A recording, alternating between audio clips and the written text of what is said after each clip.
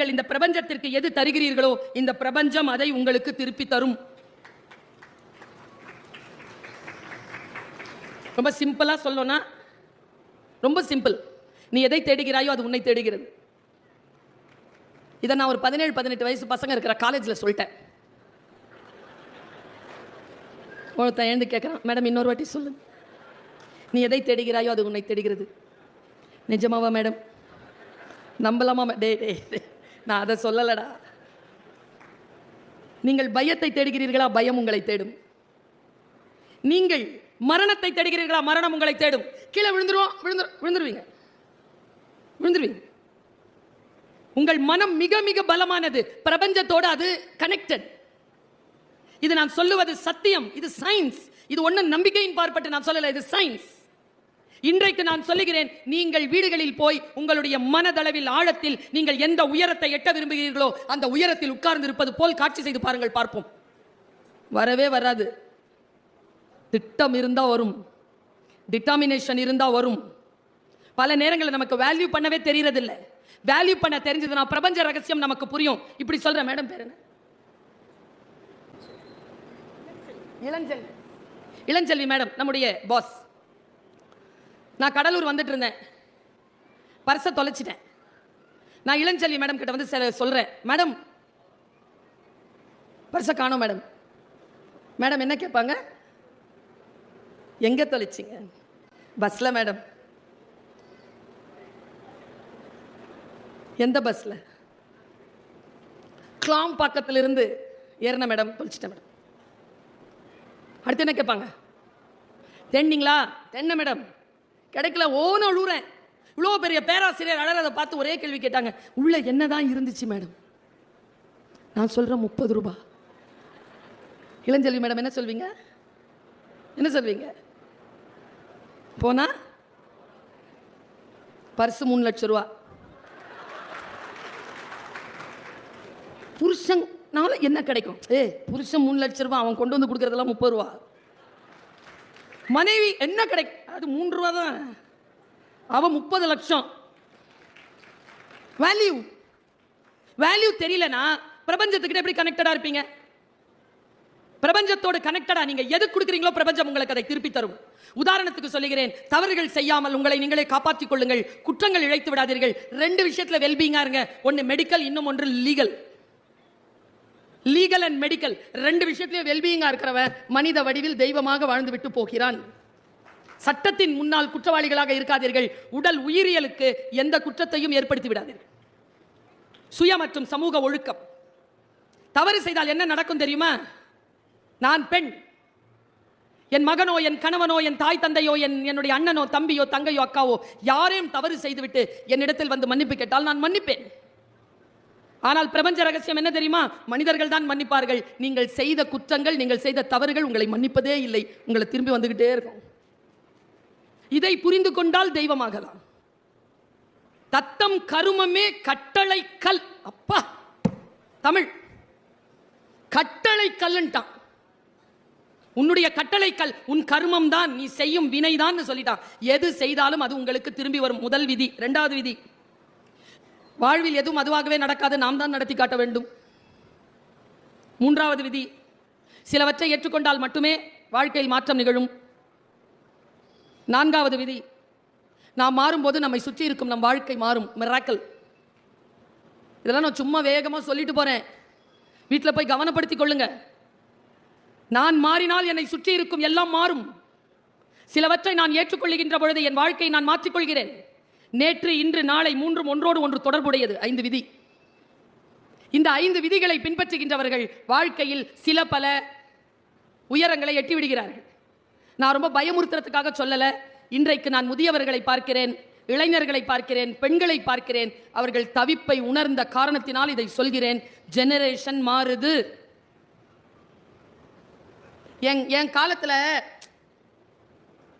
என் வயசுல இருக்கிறவங்க 45 வயதை கடந்தவர்கள் இங்க இருந்தீங்கன்னா ஒரு விஷயம் தெரியும் உங்களுக்கு. 3rd இயர் கிட்ட பேசுறதுக்கு ஃபர்ஸ்ட் இயர் நம்ம ஏங்குவோம் சார். இன்னைக்கு காலேஜில் நான் டீச்சரா இருக்கேன். ஃபர்ஸ்ட் இயர் கிட்ட பேசுறதுக்கு 3rd இயர் ஏங்குது. இன்னைக்கு அப்படி இருக்காங்க. நான் உங்கள் எல்லாம் பார்த்து நான் வருத்தப்படுறேன், என்னையும் சேர்த்து, மேடையில் இருக்கிறவங்களையும் சேர்த்து. நாம தான் பெரியவங்க பேச்ச கேட்ட கடைசி தலைமுறை. இந்த சிண்டு வாண்டு நண்டு முண்டு பேச்ச கேட்க தொடங்கி இருக்கிற முதல் பரம்பரை. நம்ம அம்மா அப்பா எல்லாம் நம்ம பேச்சு மேடம் கேட்பாங்க. எவ்வளோ இன்னசென்ட்டாக வளர்ந்தோம் நாம. 7ஆம் கிளாஸ்ல தான் எனக்கு ப்ரஷ் வாங்கி கொடுத்தாங்க எங்க அப்பா. அது வரைக்கும் கறி கோபால் பல்படி தான். நான் தலையண்டை வச்சு தூங்கி இருக்கேன் மேடம். எப்போ காலையில் விடியும் ப்ரஷ் யூஸ் பண்ணலான்னு. எனக்கு அப்போ என்ன தெரியல தெரியுமா? ப்ரஷ் தானே நைட்லையும் தேய்க்கலான்னு தெரியல. எவ்வளோ இன்னசென்ட்டாக இருந்திருக்கேன். 12 வயசில் அவ்வளோ இன்னசென்ட்டாக இருந்ததுனால தான் 45 வயசு கடந்து இவ்வளோ ஞானமாக பேசுகிறேன். அப்போவே எல்லாம் தெரிஞ்சிடணும் பிள்ளைக்கு. என் காலேஜில் வந்து ஒரு அம்மா கேட்குறாங்க, ஃபஸ்ட்டு ஸ்டாண்டர்ட் இங்கே கிடைக்குமா? காலேஜில், ஸ்கூலில் தான். அந்த ஸ்கூல் நல்ல ஸ்கூலா? எங்கள் ஸ்கூலு. போய் பாருங்க மேடம். ஃபஸ்ட் ஸ்டாண்டர்ட்க்கு நீட் எக்ஸாமுக்கு ப்ரிப்பேர் பண்ணுவாங்களா மேடம்? நான் என்ன சொன்னேன் தெரியுமா? ஃபஸ்ட்டு ஸ்டாண்டர்ட்க்கு நீட் எக்ஸாமுக்கு ப்ரிப்பேர் பண்ணால் உங்கள் பாப்பா லூஸாக போயிடும். ஒன்றும் விளங்காது. குழந்தையா இருக்க விடுறோமா? முதல்ல குழந்தைகிட்ட பேச தெரியுதா? ஆளுமையான குழந்தைகளை உருவாக்க வேண்டும்னு நினைக்கிறோம். ஆளுமையான குழந்தை எப்படி உருவாக்குவீங்க? என்கிட்ட விடுங்க 10 நாளைக்கு. கத்தி இல்லை, வைர கத்தியா மாற்றி கொடுக்குறேன். குழந்தை தான் நம்ம கிட்ட மழலை பேசும். நாம குழந்தைகிட்ட மழலை பேசக்கூடாது. First rule. எனக்கு தொண்டை கட்டியிருக்கா? என்னை ஒரு வீட்டில் விருந்துக்கு கூப்பிட்டாங்களா? நான் போனேன்னா சாப்பாடு டேபிளில் சாப்பாடு வச்சுட்டு அந்த விருந்து தந்த ஓனர் சொல்றார், மேடம் பேசுங்க. சமையலறைக்கு வந்த முயலை சமைக்காமல் விடுவதில்லைன்னு கங்கணம் கட்டிக்கிட்டு பேசுங்க. நான் சொன்னேன், சரிங்க வாங்க வாங்க சார், தொண்டை கட்டி இருக்கு சார், பேச முடியாது. அவர் அப்படி அதிர்ச்சி ஆயிட்டார். ஒரு டம்ளர் சூடா தண்ணி கொடுங்க சார். அவரு, இப்பவே வேணுமா மேடம்? அதுக்கப்புறமா, ஓ எனக்கு தானேயா தொண்டை கட்டி இருக்கு, உனக்கு நல்லா தானேயா இருக்கு, நீ பேச. குழந்தை தான் நம்ம கிட்ட மழலையில பேசும், நீ திருப்பி நல்லா பேச. நமக்கு தெரியவே மாட்டேங்குது. இதுக்கு தான் லேட்ரல் திங்கிங் வேணுங்கிறது. லேட்ரல் திங்கிங் கொண்டவர்கள் மிகச்சரியாக பிள்ளைகளை, மனைவிமார்களை, கணவன்மார்களை, தாய் தந்தையரை நான் ஒன்று சொல்கிறேன், பெரியவங்க இருக்கிறாங்கல்ல, அவங்களுக்கு நீங்கள் ஒன்றுமே செய்ய வேண்டாம். நல்லா இருக்கியான்னு மட்டும் கேளுங்க, சூப்பராக இருப்பாங்க. 90 வயசு 95 வயசு வரைக்கும் சூப்பராக இருப்பாங்க. நல்லா இருக்கியான்னு கேட்கணும். நான் அப்புறமா பேசுகிறேன். ஏய் சாப்பிட்டியாம்மா? தலைவலிக்குதா? சொன்னியாமே தலைவலிக்குதுன்னு டாக்டர் கிட்ட போகலாம். நீ கூட்டே போக வேண்டாம், போகலான்னு சொல்லு, தலைவலி சரியாது. மொழி தெரிய வேண்டும் நமக்கு. மற்றவர்களிடத்தில் பேசுகின்ற பொழுது மொழி தெரிய வேண்டும் என்பதற்காக சொல்லுகிறேன். நமக்கு நம்முடன் பணியாற்றுகின்றவர்கள், நம்முடன் வாழக்கூடியவர்கள் எப்படியானவர்கள் என்கின்ற அறிவும் தெளிவும் இருக்கக்கூடியவர்கள் அவர்கள் மத்தியில் மிகச் சிறப்பானவர்களாக இருக்கிறாங்க. 2 உதாரணத்தை சொல்றேன். தண்ணி தெளிவா இருந்தா முகம் தெரியுதா? கொதிக்கிற தண்ணியில முகம் தெரியுமா? மனம் கொதிநிலையில் இருந்தால் உங்கள் முகம் யாருக்கும் தெரியாது, நினைவிலேயே இருக்காது. கொதிநிலையில் இல்லாமல் இருங்கள். என் காலேஜில் ஃபஸ்ட் இயர் ஹிஸ்ட்ரி படிக்கிற பொண்ணு குறிஞ்சி பாட்டு நடத்திட்டு இருந்தேன். குறிஞ்சி மலை சார்ந்த இடம். கூடுதலும் கூடுதல் நிமித்தமும் பிள்ளைங்களுக்கு விளங்குற மாதிரி சொல்றது சொன்னேன். கல்யாணம் பண்ணா எங்கடா போவீங்க ஃபர்ஸ்ட்னு கேட்டேன். ஆன்சர் தேன் நிலவு மலை அப்படி வரோன்னு நினைச்சேன்ப்பா. எழுந்திருச்சு பதில் சொல்லிச்சு, தனி கொடுத்தணும் மேடம். எங்க ஒத்த புள்ள பெற்று வச்சிருக்கிறேங்க நான், பையங்க. மனம் எப்படி இருக்கு பாருங்க. நான் ஒன்று சொல்றேன், ஏன் மலைக்கு போகிறோம்? மலை அமைதியாகவும் சாந்தமாகவும் குளிர்ச்சியாகவும் இருக்கிறது. மலை தேடி போகிறோம். நாமும் அமைதியாகவும் குளிர்ச்சியாகவும் இருந்தால் எல்லோரும் நம்மை தேடி வருவார். இது வாழ்வின் ரகசியம். பல நேரங்களில் நமக்கு இது புரிவதே இல்லை. இப்படி சொல்கிறேன், தெய்வமாக தெய்வ நிலை என்பது அழியா நிலை, அழியா புகழ். பாரதிக்கு ஏன் அழியா புகழ்? என்ன வித்தியாசம்? கம்பனுக்கு ஏன் அழியா புகழ்? வள்ளுவருக்கு ஏன் அழியா புகழ்? இவர்கள் எல்லாம் ஏன் அழியா புகழ் பெற்றார்கள்? ஏன் இளங்கோவுக்கு அழியா புகழ்? பாரதி இந்த நாட்டை சொல்லுகின்ற பொழுது ஏன் எப்படி சொல்லிவிட்டு போனான்? கல்வி சிறந்த தமிழ்நாடு, புகழ் கம்பன் பிறந்த தமிழ்நாடு, சிலப்பதிகாரம் என்னும் ஓர் மணியாரம் படைத்த தமிழ்நாடு, வள்ளுவன் தன்னை உலகினுக்கே தந்து வான் புகழ் கொண்ட தமிழ்நாடு. ஏன் இவர்களை சொன்னான்? கருத்தியல் தானேங்க பாரதியின் கருத்தியல். நீங்கெல்லாம் பாரதி எப்படி புரிஞ்சு வச்சிருக்கீங்கன்னு எனக்கு தெரியாது. நான் பாரதியை நினைச்சாலே என் மனசெல்லாம் அப்படி ஊறிடுதுங்க. இப்படி நினைப்பானா ஒருவன்?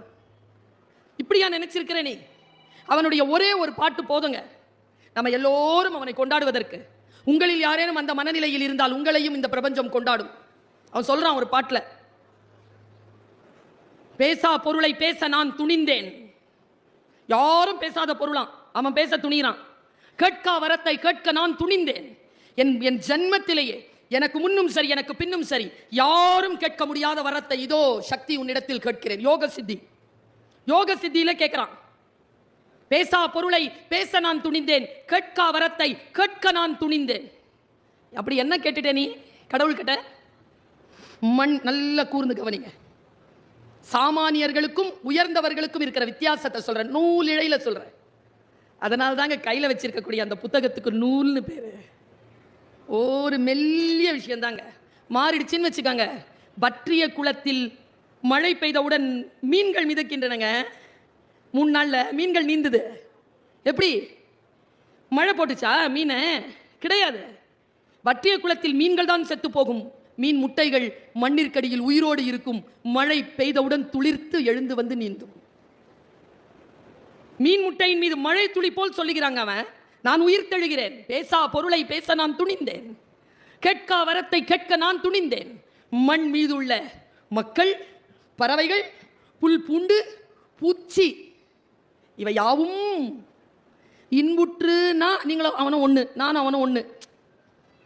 என் வினையால் இடும்பை தீர்ந்து அன்புடனே இயைந்து இன்புற்று வாழ வழி செய்ய வேண்டும் தேவதேவா.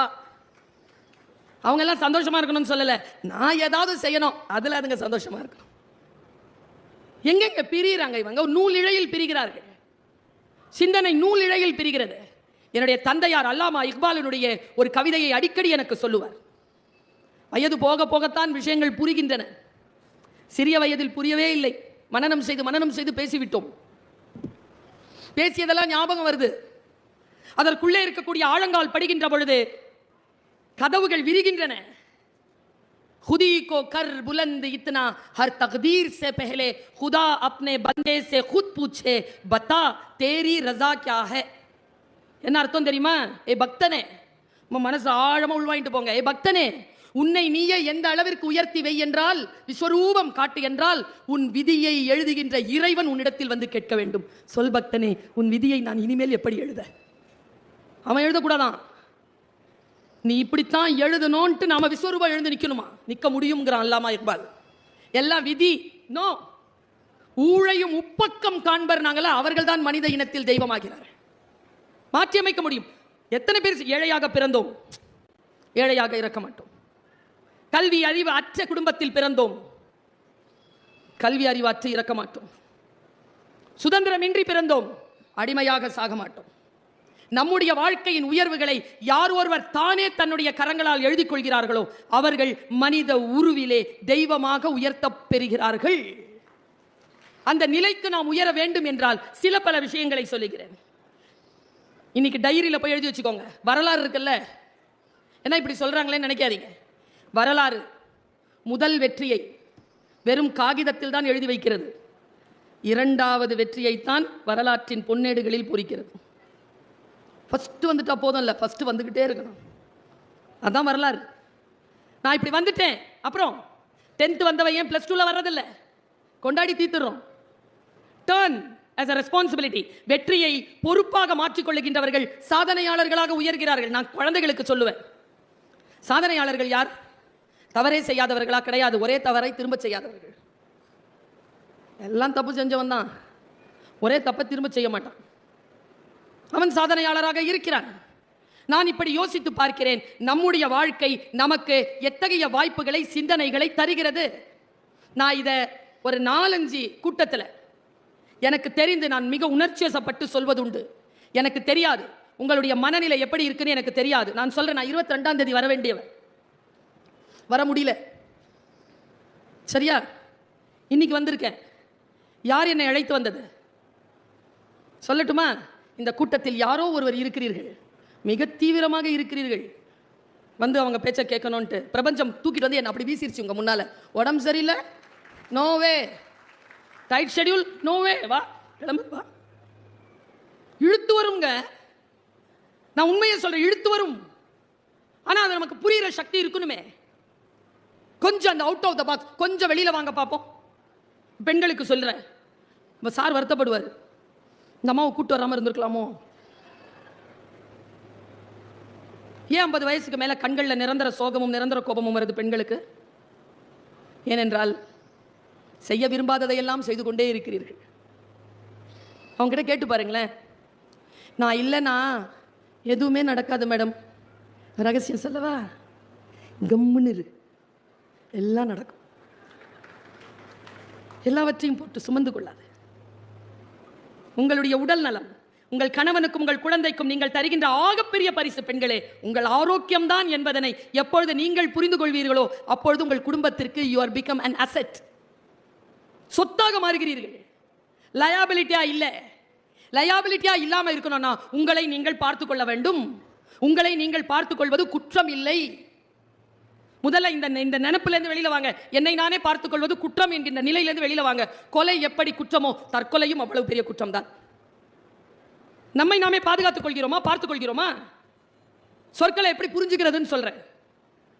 நேரடியா புரிஞ்சுக்க முடியாது. நான் இப்படி சொல்லவா? நீங்கள் எதையோ தேடி வந்திருப்பீர்கள். உங்களுடைய ஞானம், உங்களுடைய மனநிலை சரியா கனெக்ட் ஆச்சுன்னா தேடி வந்ததை விட சிறப்பானதை பெற்றுக்கொள்வீர்கள். இதுதான் விஷயமே. உங்களுடைய பாத்திரம் பெருசா இருக்கணுமே, பாத்திரம் சரியா இருக்கணுமே. மழை பெய்து பாத்திரத்தில் நிறைச்சிக்கிறீங்க, கடலும் ஆறும் கிணறும் நிரம்பி கொண்டிருக்கிறது, பாத்திரம் பெருசு.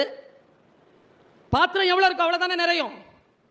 பாத்திரத்தை எப்படி பெரிதாக்கிக் கொள்வது? பாத்திரத்தை பெரிதாக்கிக் கொள்ளக்கூடிய ஒரு சிந்தனை சொல்லவா? ஒரு சிந்தனை சொல்றேன். என் வாழ்க்கையில் நான் மறுபடியும் நினைத்து விடவே கூடாது அப்படின்னு நினைக்கிற ஒரு விஷச்சொல் உள்ளே மறைந்திருக்கு. நான் இப்ப சொல்ல போற விஷயத்துல ஒரு விஷச்சொல் மறைந்திருக்கு. அதை நினைக்கின்ற பொழுதெல்லாம் நான் வாடுகிறேன். ஆனால் என் மக்களின் மீது நான் பேரன்பு கொண்ட காரணத்தினால் அந்த விஷயத்தை ஒவ்வொரு துளியாக ஒவ்வொரு நேரத்திலும் விழுங்குகிறேன். 1997 முதல்ல வெளிநாட்டுக்கு என்ன பேச கூப்பிடுறாங்க. 9 மணிக்கு ஃப்ளைட், மலேசியன் ஏர்லைன்ஸ். மீசாப்பேட்டையிலேருந்து கிளம்புறேன். கையில பெட்டி, காலில் ஷூ மாட்டினேன். பெட்டி எடுத்துட்டு அப்படி போறேன். எங்க அம்மா அப்படி நிறுத்துச்சு என்ன. சுல்தானா உள்ள அப்பா, ஏற்கனவே அப்பாட்ட எல்லாம் போய் காலில் விழுந்தெல்லாம் துவா வாங்கிட்டேன். போன்றார் அப்பா. நான் இங்க நிக்கிறேன்னா அது காரணம் எங்க அப்பா தான். சாம மனுஷன் பா, சூப்பர் சூப்பர். எங்க அண்ணன் ஒரு நாள் நான் என்னமோ ஒரு தப்பு பண்ணிட்டேன். என்ன தப்பு இருந்தோ அண்ணனோட அண்ணன் ஃபோன் வருது. வெளியில நின்று சோடா குடிச்சிட்டேன் பெட்டி கடையில். வீட்டில் வந்து எங்கள் அண்ணன் வந்து புக்கு பேப்பரு எல்லாம் தூக்கி போட்டு கிருஷ்ணாயில் போட வந்துட்டார். கிருஷ்ணாயில்னா தெரியும்ல, மண்ணெண்ணெய். கிருஷ்ணா ஆயில் என் பேருனா அது ப்ளூவாக இருக்கும், அதனால் அது போடுறதுக்கு வந்துட்டான். எங்கள் அப்பா 4 அடி தான், எங்கள் அண்ணன் 6 அடி. நேராக எங்கேருந்து வந்தாருன்னு தெரியலைங்க. என்னுடைய சர்டிஃபிகேட், என்னுடைய கப்பு எல்லாத்தையும் போட்டு அண்ணன் எரிக்க போகிறான். எங்கள் அப்பா பறந்து வந்தாருங்க எங்கிருந்தோ. இப்படி நிறுத்துறாருங்க அண்ணனை. அப்பா குள்ளம்ல என்ன செய்கிற? அப்பா எங்களை அடித்தது கிடையாது, திட்டினது கிடையாது, ரொம்ப சாஃப்ட் எங்கள் அப்பா. என்ன பண்ணுற? வெளியில் நின்று ஒரு திட்டு சொல்லிட்டு ரோட்டில் சோடா குடி. என்ன பண்ண போற? எரிச்சிடலாம். நாளிலேருந்து ஸ்கூல் கிடையாது. 10th நான் இல்லை 11th கிடையாதுன்ன உடனே என்ன தெரியுமா பண்ணாரப்பா? இரு அப்படின்னு கையில் இந்த பெட்டி எடுத்து வச்சுட்டு, அவ உன் பொண்ணு இல்லை என் பொண்ணு. அவ குடிச்சா வெளியில் நின்று குடிச்சானா குடிக்க வேணாம்னு சொல்ல அவ செய்ய மாட்டான். இல்லை அவ துணியெல்லாம் போட்டு எரிப்பேன் அப்படின்னு சொன்னா இல்லை. அண்ணன் இது எப்போ தெரியுமா சொல்றார்? அப்பா இறந்த அன்னைக்கு சொன்னார். இவரால் தான் நீ நின்று கொண்டிருக்கிறாய், இவரால் தான் உலகமெல்லாம் சுற்றுகிறாய், இவர்தான் எத்தனையோ சங்கடங்களை கடந்து உன்னை அப்படி தூக்கி நிறுத்தியவர், உன் தகப்பனார், அவருக்காக துவா செய் என்று சொன்னார். அந்த அப்பாவை பத்தி ஒரு மேட்டர் சொல்றாங்க எங்க அப்பா. Super matter. கையில நான் ஒரு 5 நிமிஷத்துல முடிச்சிடறேன். கையில சூட்கேஸோட நிக்கிறேன். அம்மா கேட்குறாங்க, எத்தனை மணிக்குமா ஃப்ளைட்? 9 மணிக்கு. இப்போ மணி 4 தானே ஆச்சு? ஆமாம். ரொம்ப தூரம் போகணும்ல, ஆட்டோவில் போகணும். ஒன்று செய், ஒரு வார்த்தை சொல்கிறேன் கேட்டுப்போ. என்னம்மா? நீ பிறந்த போது உங்கள் அப்பா உன்னை பார்க்க வரல. ஏன்? எங்கள் அப்பாவை பார்க்குறேன். எங்கள் அப்பா இப்படி குனிஞ்சு உட்காந்துருக்கேன். ஏன் பார்க்க வரல? கருப்பா பிறந்துட்ட பொண்ணு, மறுபடியும் அப்பாவை பார்க்குறேன். உண்மைதான், எங்க அப்பா என்ன பார்க்க வரல. எங்க அம்மா என்ன பண்ணிருக்கு, 3 நாள்ல எடுத்து வெளியில போட்டிருக்காங்க அம்மாவை. குழந்தைய கீழே விட்டா ஜன்னி பிடிச்சிக்கொண்டு பழைய சேலையில் என்னை சுற்றி இப்படி உட்கார வச்சுக்கிட்டு கையில் இருக்கிற பொட்டி தூக்கிக்கிட்டு அந்த கூடை தூக்கிட்டு வெளியில் வந்துட்டாங்க. 1 ரூபா இருந்தது. துப்புரவு தொழிலாளருக்கு அந்த அம்மாக்களுக்கெல்லாம் 75 பைசா கொடுத்துட்டு 4 பயத்தில் அம்மாவுக்கு பால் வரல, எனக்கு பால் இல்லை. வெளியில் வந்து பஸ் ஏற தெரியாது, அப்பா வீட்டுக்கு போக தெரியாது. அம்மா இதெல்லாம் சொல்கிறாங்க. எப்போ? பெட்டி வச்சுட்டு நிற்கிறேன், தெரியாது. மாமா வீட்டுக்கு போகிறேன். ரிக்ஷாக்கார ஒருத்தர் இருந்தார், பார்டர் தோட்டம் ஸ்டான்லி ஹாஸ்பிட்டல் கிட்ட கூட்டு போவியா, பச்சை உடம்புக்காரி, புள்ள பெற்றிருக்கேன், புருஷன் பார்க்க வரல, மாமனார் வீட்டுக்கு போனோம். அவர் ஏற இறங்க பார்த்தாராம், 1 ரூபா ஓனாராம். இந்த பாரு 4 நாள் தான் இருக்குது, 4 நாள் உனக்கு கிடையாது, 15 பைசா தான் உனக்கு. 15 பைசா பிள்ளைக்கு பாலுக்கு, உனக்கு 10 பைசா தான். கூட்டு போவையா இல்லையான்னு மிரட்டியிருக்காங்க. ஏறுமான்ட்டாங்க. அம்மா சொல்கிறாங்க, இப்படி தூக்கிக்கிட்டு உன்னை ஏறினேன், அப்போ 2 காலம் இப்படி என் பழைய புடவையிலேருந்து தொங்கிட்டு இருந்தது, இத்தினூண்டு கால் பிங்க் கலரில் இப்படி ஆடிக்கிட்டு இருந்தது. ரிக்ஷாவில் அனாதையா யாரும் இல்லாமல் உன்னை நான் இப்படி ஏற்றிக்கிட்டு வந்தேன். அந்த 2 பிங்க்கு கால் தான் இப்போ செருப்பு போட்டுக்கிட்டு ஃப்ளைட் ஏற போகுது. எங்கே கனெக்ட் பண்ணுறாங்க அம்மா, அது மேட்ரு இல்லை. போகும்போது கடல் எங்கேயாவது இருந்துச்சுன்னா கால் நினச்சிரு. நான் சொன்னேன்ல, மனம் இருந்தால் பறவை கூட்டில் மான்கள் வாழலாம். பெருசு பாத்திரத்தை பெருசாக வச்சுக்கிறது. எப்படி சொல்கிறாங்க பாருங்க. போகிறேன், கடல் இருந்தால் கால் நினச்சிரு. ஏன்? என் புள்ள கால் தொட்ட தண்ணி உலகமெல்லாம் சுத்தம். அது மேட்ரு, அதுவும் மேட்ரு இல்லை. நான் போனேன், கால் நான் நினச்சேன். இப்போது 31 நாடுகளுக்கு மேல் பயணம் செய்து கொண்டிருக்கிறேன். சூட்சுமம் என்ன தெரியுமா? ஒரு டிக்கெட்டை கூட சொந்த செலவில் வாங்கினதில்லை. இப்போ போயிட்டு வர்றது கூட மாவட்ட நிர்வாகம் தான் கொடுக்குது. இது ஏன் நிகழ்ந்தது தெரியுமா? என்னை கூட்டிகிட்டு போனார்ல ரிக்ஷாக்கார், 10 பைசா வாங்கலை. 10 பைசா செலவில்லாமல் பிறந்த 3 நாளில் தொடங்கின பயணம் இதோ இது வரைக்கும் போயிட்டு வந்துட்டு இருக்கேன். எப்படி வரும் ஆசீர்வாதம்? சிட்டுக்குருவிதான். விரிக்க விரிக்க தெரிஞ்சது இல்லை, நான் சிட்டுக்குருவி இல்லை, நான் ராஜாளி. சிறகை விரித்து பாருங்கள், புரிந்து போகும். வாழ்க்கை ஒரு முறைதான். இப்படி சொல்லி நிறைவு செய்கிறேன். என் தமிழ் உறவுகளே, வாழ்க்கையை கொண்டாடுவதற்கு நாட்களை தேடாதீர்கள். வாழ்வின் ஒவ்வொரு மணித்துளியும் கொண்டாடுவதற்கு தகுதியானதுதான். வாழ்க்கையை ஒவ்வொரு வினாடியும் அறத்தோடு கொண்டாடுகின்றவன் மனிதருள் தெய்வமாகலாம். வாய்ப்புக்கு மகிழ்ச்சி. வணக்கம்.